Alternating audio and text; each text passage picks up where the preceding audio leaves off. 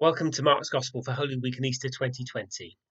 We're going to go through the whole of Mark's Gospel as a part of our devotions during this time when we can't meet as a church physically. We often have a few verses of Gospels here and there, but it's a good discipline sometimes to read a whole Gospel in one go if you can. So in this telling of Mark's Gospel, each chapter will be read by a different church member. Why Mark's Gospel? Well, there are three reasons why I can think of.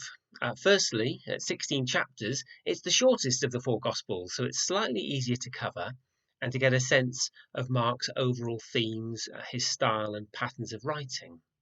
And secondly, it's quite easy to break up Mark into bite-sized chunks if you can't do it all in one sitting. Now, Mark would have had no idea when he wrote his Gospel that we were going to attempt to do this, but his Gospel is laid out perfectly for what we have in mind. So I would suggest if you're going to break up Mark's Gospel, go right the way through if you can, from chapter 1 through to chapter 8, perhaps on Maundy Thursday. At the end of chapter 8, Peter acknowledges Jesus as Lord. Jesus is the Christ.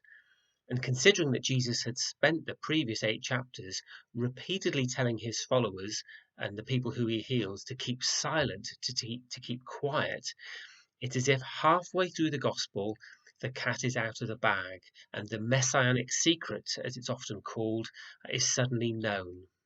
So then maybe on Good Friday, you could then try reading from chapter 9 all the way through to the end of chapter 15 and the crucifixion.